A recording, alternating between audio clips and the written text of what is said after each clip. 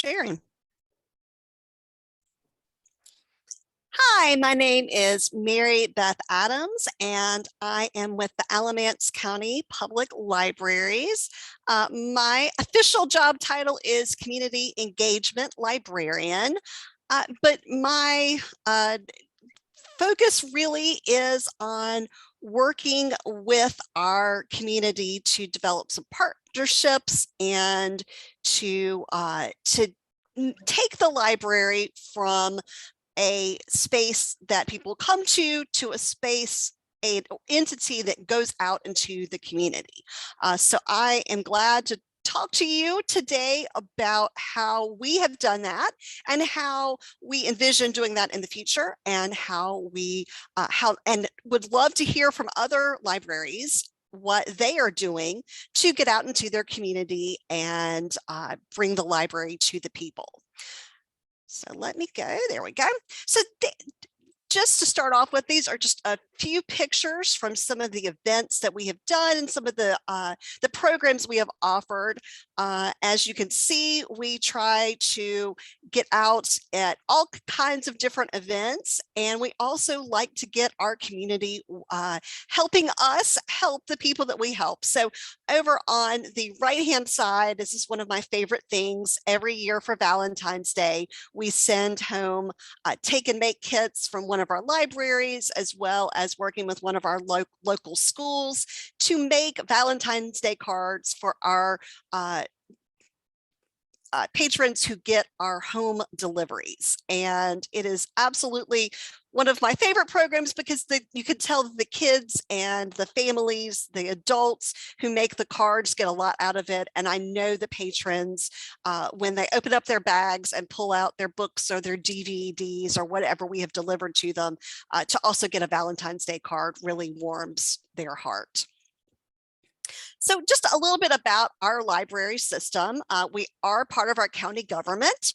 We have 5 branches. There are 4 that are permanent branches, physical branches, and then we also have a mobile library. We have, in addition, a mobile cafe, which is a smaller vehicle. It is a van, and it too goes all around the county. And instead of being like a quote unquote regular library, it provides free internet access and gives away books. So instead of checking out books, we give away books, for at least right now, on our mobile cafe. And finally, we also have home delivery, as I was just mentioning, of library materials to anyone who finds it difficult to get in and out of a library branch because of injury or illness. This is the most important thing to me, is that outreach is everyone's job. So over on the right-hand part of your screen, you're going to see one of our staff members. She had an idea of creating a success closet. She saw that there were a lot of people coming in, applying for jobs and using computers in the library. But those people were a little bit worried about having appropriate clothing and accessories to wear for job interviews. And so she had the idea of collecting items at our libraries and then holding a success closet event. And our administration made sure she had everything she needed. We put out the bins, the library staff ourselves, a lot of us were able to contribute items, but the public was as well.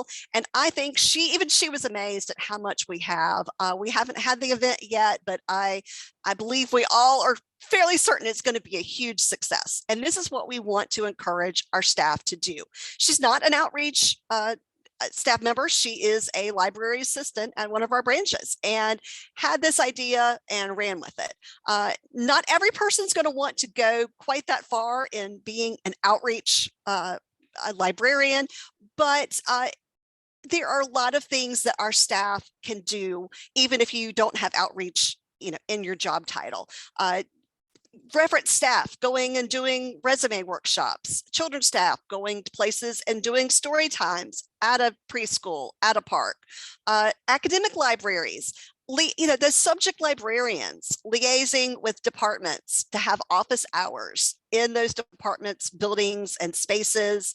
embedding themselves into courses. I think probably a lot of librarians do the embedding, but maybe may or may not have those office hours in the buildings or near the classrooms where their subjects are being taught.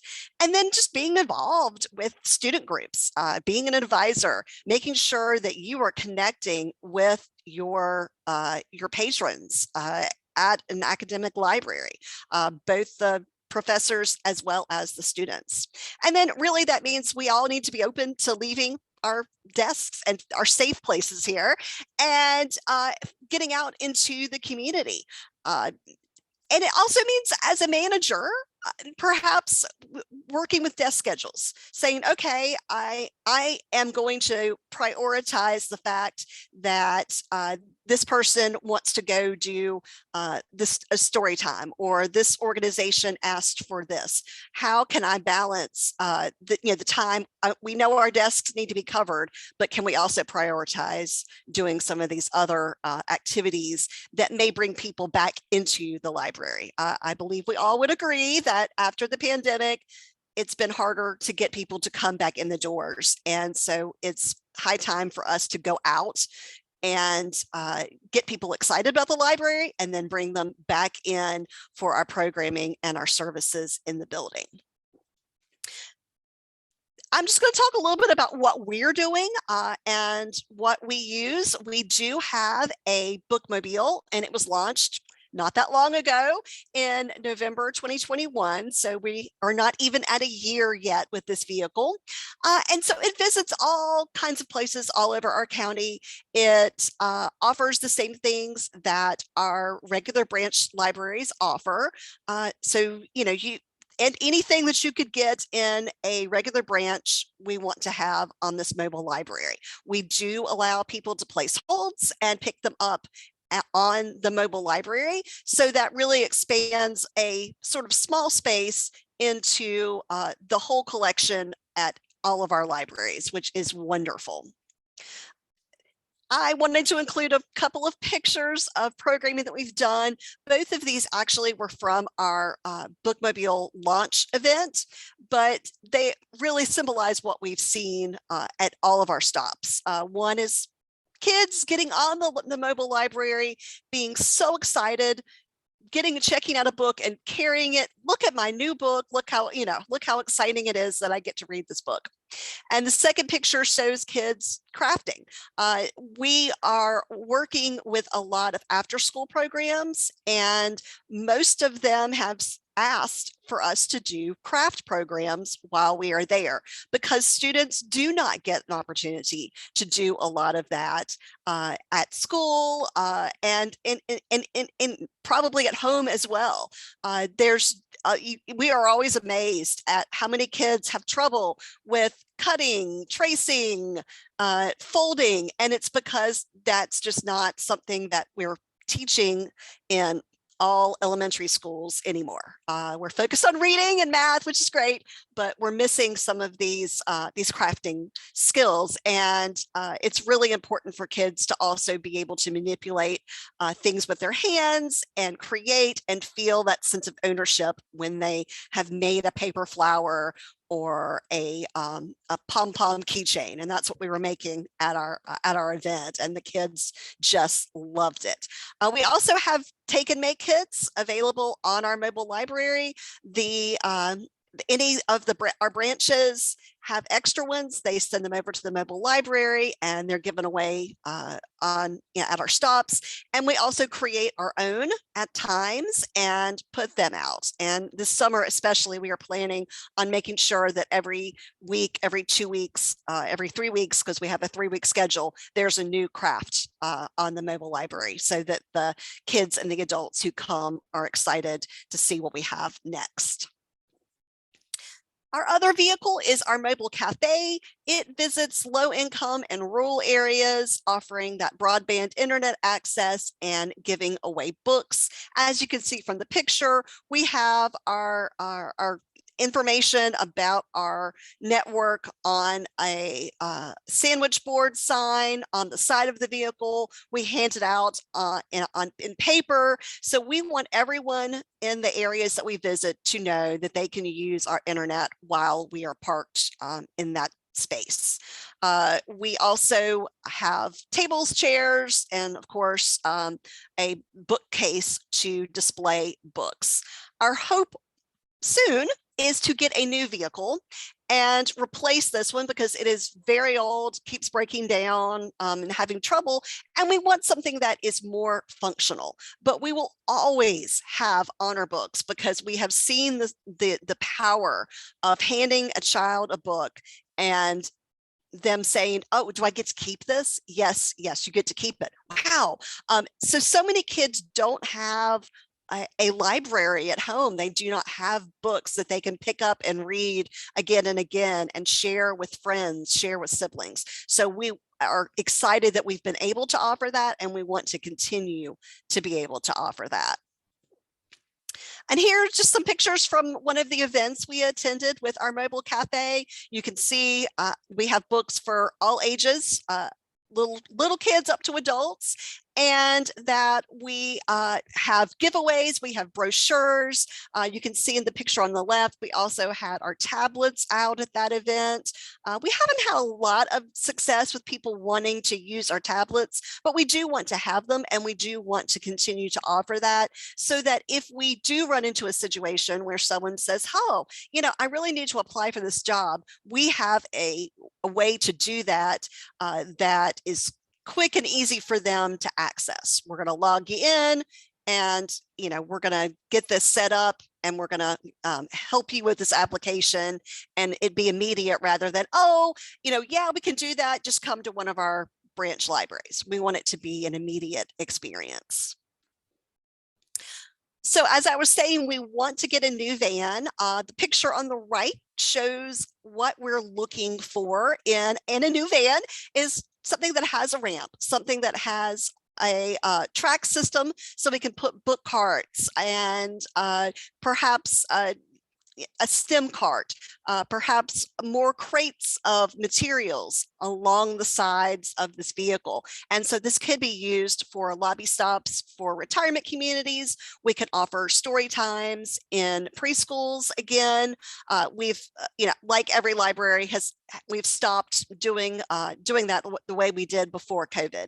And even though we're not quite back to post-COVID yet, we are hopefully getting closer to that, and we can start dreaming about going back to preschools and being able to offer those services again. And instead of having a mobile cafe that just had honor books, we are looking forward to having this new vehicle, which we have not named yet, and being able to check out books to kids. And but as I said, still have the honor books for those who just really want to take a book home and keep it, or those who have checked out books and forgotten to return them, which of course happens a lot, especially with little kids.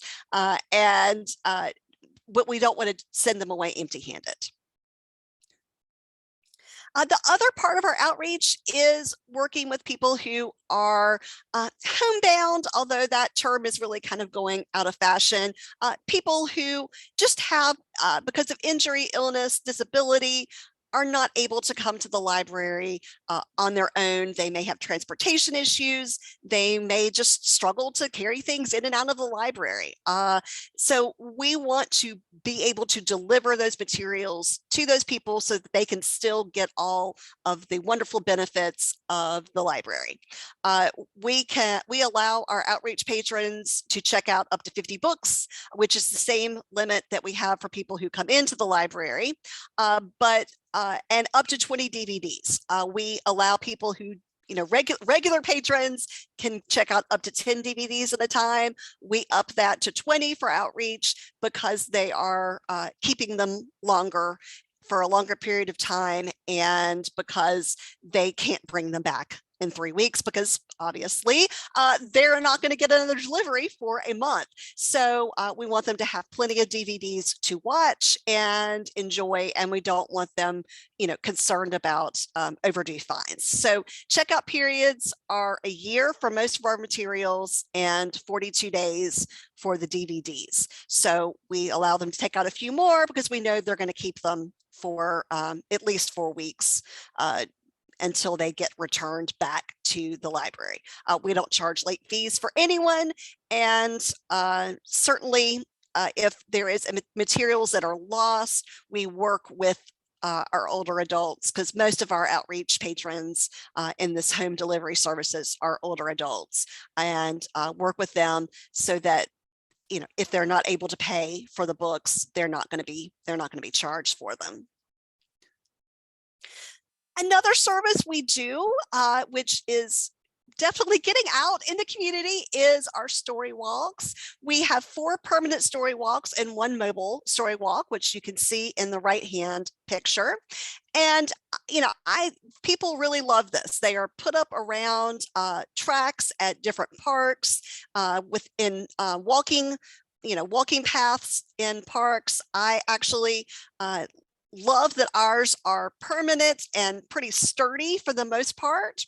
But I went to a park in another city and saw one that was on real estate signs just stuck in the ground. So while ours looks like a very permanent solution, you can also do this in a very low-key, probably less expensive way, with just real estate signs, and have them printed up, or have the story posted in some way in store windows. There are all different kinds of ways to do a story walk, but it does encourage, not only does it encourage literacy and reading, it also can encourage people to walk around either a downtown or a park or on a trail. And I think we also always think of story walks as being something for kids, but when I was thinking about this presentation and thinking about the fact that some of you are also working in academic libraries, I thought, well, this would be a really great thing during exam week, when people are stressed out and studying and looking for something to make them laugh, to make them smile, to put up a story walk in the arboretum, or in a garden, or in a quad of a university or college, something that either yoga or something with meditation or relaxation would be fantastic, or just a funny kids book that would appeal to the humor of college kids. So I would like for us to all to open our minds and think about all the wonderful things we could use a story walk for, because it's something that people of all ages enjoy reading and walking around and seeing. We also do little free libraries, and this is another way to get out in your community. During COVID, our library sponsors 21 little free libraries, and so every year after our Friends of the Library book sale, the people who restock the boxes and keep up with them are able to come and get books. But during COVID, of course, nothing was going to be happening. Everything was shut down. So we took our mobile cafe and went out and filled up all of the little free libraries that we were affiliated with, so that people did have access to books even when we were completely closed. So this is always a great option, a way to partner with maybe another organization in your community to set up the little free library, and a way to get books to people even when your library's doors are closed. Our library also has a program with our local school system. So all students and teachers have a library card through this a CPL Connect program. The school assigns a number, usually a lunch number for the public schools. The private schools just have a number associated with every child. There's no physical card. It is just that number in our system, along with their name and their birthday. So some of the kids can rattle off their lunch numbers when they come into the library. Others, we look up their their name and their birthday to find them, but it allows them to check out 10 things. And again, no late fees. They are charged for lost materials, but I'm not sent to the collection agency because they're kids. We want to expand this program, however, though, because when we go with our mobile library to any event, the first question children ask us is, can I return this book to my school library? That is where they are so used to having their books. So we want to be able to answer yes to that question. And so that is one of the things that we are really hoping that we can set up with our school system, a way at least to put a bin at each school and collect the materials and perhaps have the school couriers deliver it to one central location, their central office, and have our couriers pick up those materials. One day, I would love to have it where kids can order books from home or from their school library, from the public library catalog, and we deliver them, and then we pick them up a week or two later, so that we really do have that flow of books going back and forth between our public library and their school libraries. We also work with some of our adult day centers in town and our group homes offering programming. This is one that I work with. We used to go in person, but no longer can we do that. So we record videos and send over and deliver the craft materials for them, and then they send us pictures. So this is a great picture of some of the cute owls down here on the bottom that they made when we were reading the books about owls. And this is me holding the book on the left about a wintry night and the sounds that you hear. Of course, one of the things that you have to consider when doing a program like this is making sure that you're picking stories and crafts that are appropriate for their development level and their interests. But it's been a lot of fun to do that and to develop those relationships. And here we just have pictures of some of our community events. So you can tell we get out to all different kinds of places. We try to do a lot of fun things like crafts. At the top, you can see we did a shamrock wand for St. Patrick's Day this year. Below that, we have our Halloween event. Instead of people coming into the library, we had a chalk obstacle course on the sidewalk outside, and the kids absolutely loved it. So one of them here was stomp like a big friendly giant. And so we drew the giant feet, and the kids would stomp through that area. There were lots of laughter, lots of kids just having a really good time. The other thing that we do have over here on the right-hand side, right beside the topic community events, is our word on the street book cart. And this is a former ice cream cart that one of our staff members, our branch manager at North Park, which is a community library, she created this book cart, fills it with books and toys and kind of giveaways, and takes it through her neighborhood and also to events like this, giving away book materials. We also do outreach to schools, retirement communities, community groups. You can kind of see some ideas of things that you can do.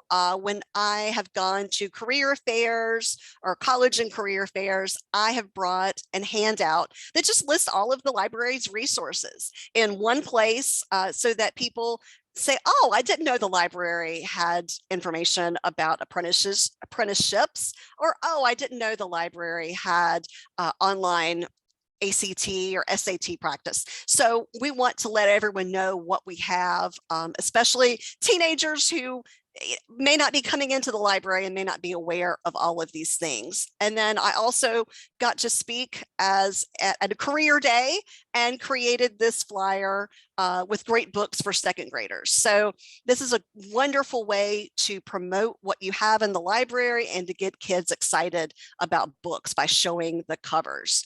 I've also done a lot with retirement communities and civic organizations, community groups, with just teaching them what the library has to offer. A lot of people don't know how to download and use ebooks, and then have a device drop in, how getting people help with how to use their tablets or their phones.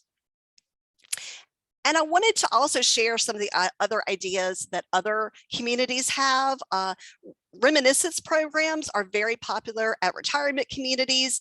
This can be something that is great for people who do have dementia and memory issues, but it's also great for any older adult to just, hey, we're gonna we're gonna have Tales and Travel, and we're going to talk about Hawaii, or we're going to play with these I Spy tubes. So everybody's going to look through and see if you can find the stuff, and then we're going to talk about it.